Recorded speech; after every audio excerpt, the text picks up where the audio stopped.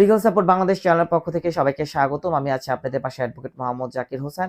আজ আমি যে টপিকটা নিয়ে আলোচনা করব তা হলো বর্তমানে বাংলাদেশে খুব বেশি বেড়ে গিয়েছে দালালের চক্র, যারা নিজেকে সরকারি চাকরিজীবী হিসেবে পরিচয় দিচ্ছেন এবং কি অন্য কোনো এক ব্যক্তিকে সরকারি চাকরি দিবে বলে এইভাবে বিভিন্নভাবে প্ররোচনা দিচ্ছেন এবং কি লক্ষ লক্ষ টাকা হাতিয়ে নিচ্ছেন।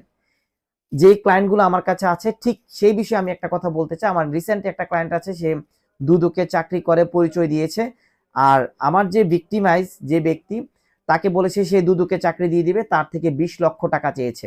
পরবর্তীতে আমার যে ক্লায়েন্ট ভিকটিম হয়েছে সে কিন্তু তাকে 20 লক্ষ টাকা দিয়েছে।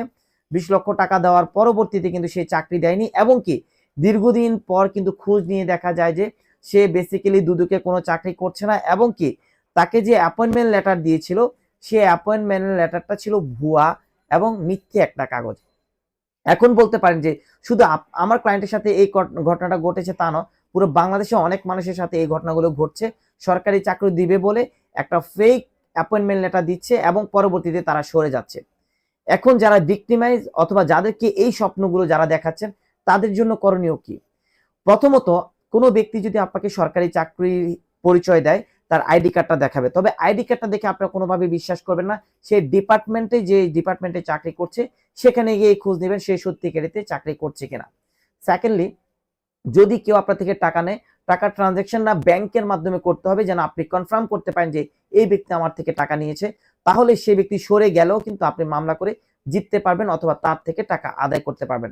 থার্ডলি, যদি আপনাকে কোনো অ্যাপয়েন্টমেন্ট লেটার দেয়, অ্যাপয়েন্টমেন্ট লেটারটা ভালো করে যাচাই বাছাই করে নেবেন অধিদপ্তর থেকে যেখানে আপনাকে চাকরি হয়েছে। বিকজ একটা অ্যাপয়েন্টমেন্ট লেটার দিয়ে আপনার থেকে টাকা নিয়ে নিচ্ছে এবং তারা সরে যাচ্ছে, পরবর্তীতে আপনি জয়নিং ডেতে গিয়ে দেখেন যে এটা fake appointment letter. So appointment letter দেওয়ার সাথে সাথে অবশ্যই আপনারা কনফার্ম হবেন যে বেসিক্যালি এই ধরনের কোনো অ্যাপয়েন্টমেন্ট লেটার উক্ত অধিদপ্তর বা সরকারি যারা কাজ করছে তাদের বিরুদ্ধে হয়েছে কিনা, তাদেরকে দিয়েছে কিনা, এই বিষয়টা নির্দিষ্ট যেখানে চাকরি দিয়েছে সেখানে গিয়ে খোঁজ নেবেন, তাহলে কিন্তু আপনারা বের করে ফেলতে পারবেন অরিজিনালি। আর ফাইনালি, যদি কেউ এই ধরনের অপরাধে জড়িয়ে যান অথবা ভিক্টিমাইজ হয়েই যান, সেক্ষেত্রে কি করবেন? সেই ক্ষেত্রে আপনারা অবশ্যই সংশ্লিষ্ট থানায় যোগাযোগ করবেন। সংশ্লিষ্ট থানা যদি মামলা নিতে না চায়, প্রপার ডকুমেন্ট না থাকে, সেক্ষেত্রে অবশ্যই আপনার বিজ্ঞ আদালতে মামলা করবেন। সংশ্লিষ্ট যে কোর্ট পড়ে, যেখানে ঘটনা ঘটেছে সেই ডিস্ট্রিক্টের আন্ডারে যে কোর্ট পড়ে সেখানে আপনি মামলা করবেন। আর মামলায় অবশ্যই সেই যে সরকারি চাকরিজীবীর পরিচয় দিয়েছে এবং জালিয়াতি ডকুমেন্ট তৈরি করছে 467, 468, 471 এবং সেই ছদ্মবেশী নিজেকে সরকারি চাকরি না করেও সরকারি চাকরিজীবীর পরিচয় দিয়েছে, এই সকল ধারাগুলো দিয়ে কিন্তু আপনি মামলা করতে পারেন।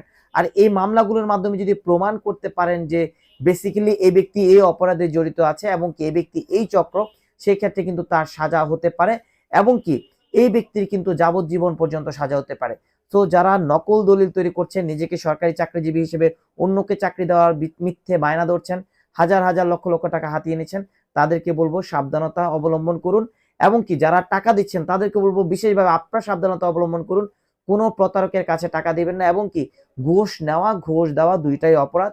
এই বিষয়কে লক্ষ্য রেখে নিজের যোগ্যতা অনুযায়ী চাকরির দিকে পদায়ন করুন এবং কি যারা এই অপরাধগুলো করছে অতি দ্রুতই সংশ্লিষ্ট থানায় যোগাযোগ করে তাদেরকে আইনে সোপর্দ করার চেষ্টা করুন।